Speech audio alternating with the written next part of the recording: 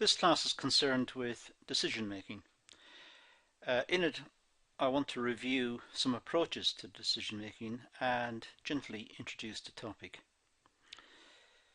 So to start, there are two types of decision making. The first is objective or logical or quantitative.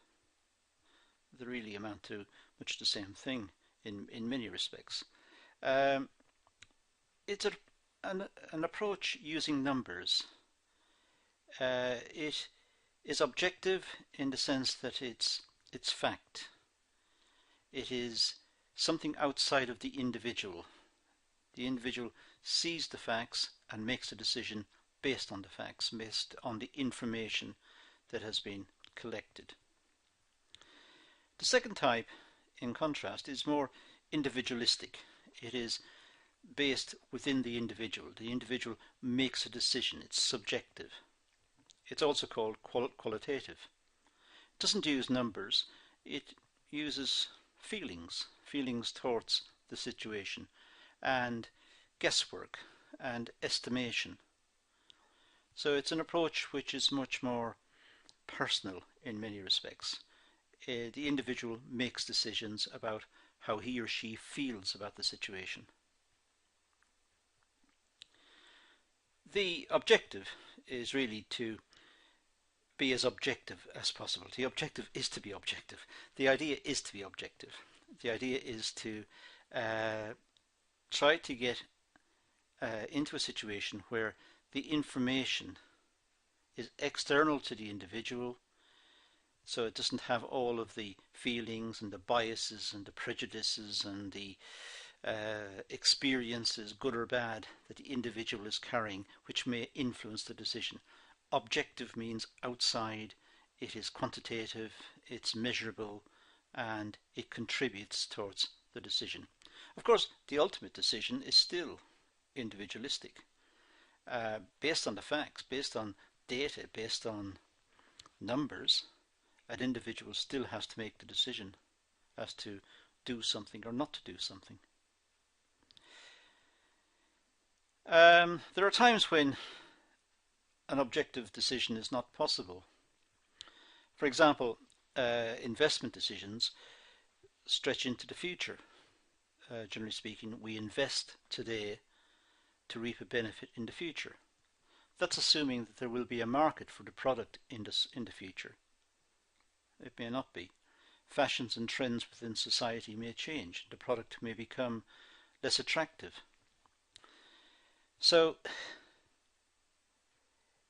we can't, even though it sounds like we can be objective, we can collect facts and data, we're still estimating the future, and the future we can't predict. One famous Austrian economist called Friedrich von Hayek said, "The future is unknowable." And that's become a slang term in parts of economics. The future is unknowable. We can't know the future, and therefore we are forced into feelings, into subjective decision making. So objective decisions, well, these apply, as I said, to numerical data, and the data is processed to make it information, and based on that information, as much as possible, people make decisions. The idea is, in business, is to minimize cost, or maximize profits, or to maximize outputs, or to achieve some corporate objective. And having objective data facilitates those sort of decisions.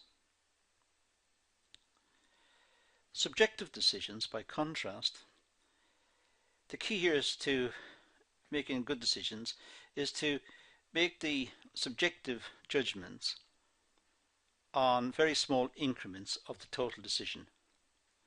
Now that's a nice little trick. So if the decision is quite big, the decision to be made is quite big, try and break it into steps and try to apply the decision making to the individual steps, and the individual steps go to make the totality of the decision, go to the whole decision.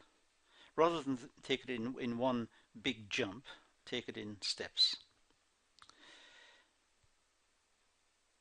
In summary, well, it's important to be rational and objective. That's the name of the game. As much as possible, try to collect data and analyze the data and make the decisions based on that.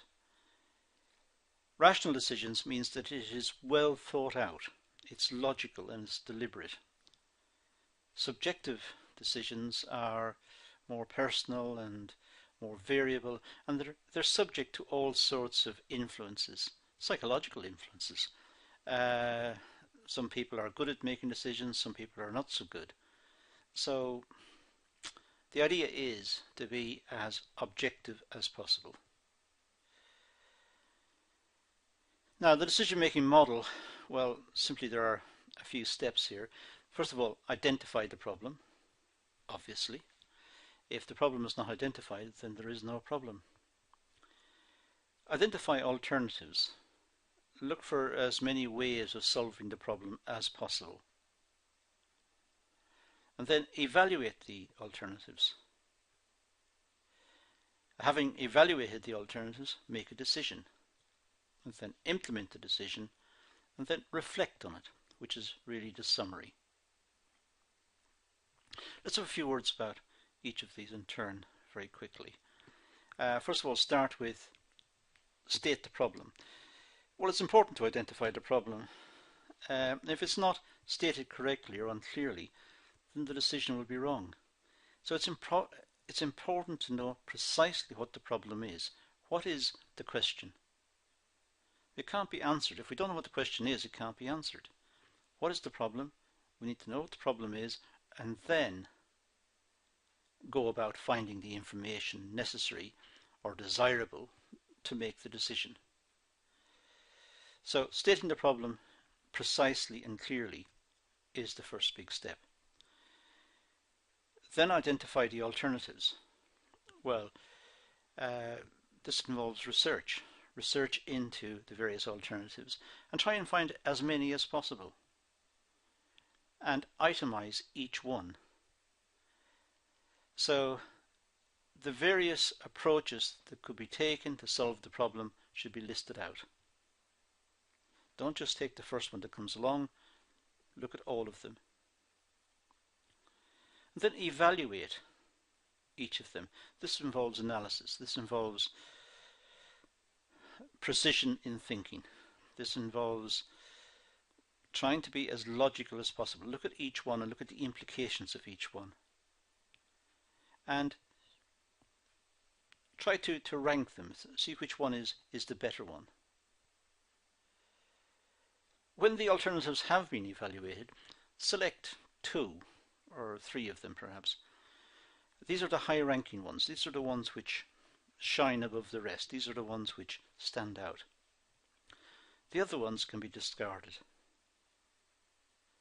Then critically evaluate the decision criteria, and ultimately it may be the case that some sort of subjective selection is required between the remaining 2 or 3 as to which one is picked.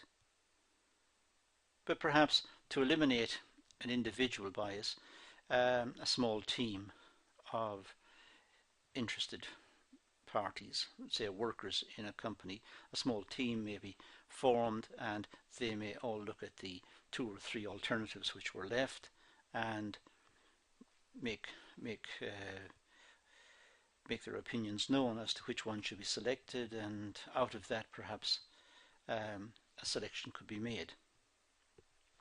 A small team would get rid of the individual bias, but there are also issues in team working, as will be seen in a separate video. Finally, implement the decision. Well, unless it's implemented, the whole exercise was futile. The whole exercise was a waste of time. So it's important to make that make the decision and then implement it.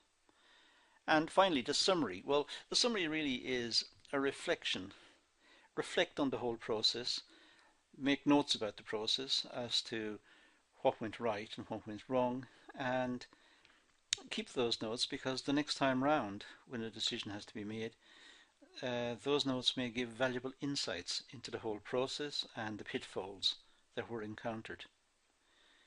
So keeping summary notes on file is not a bad idea.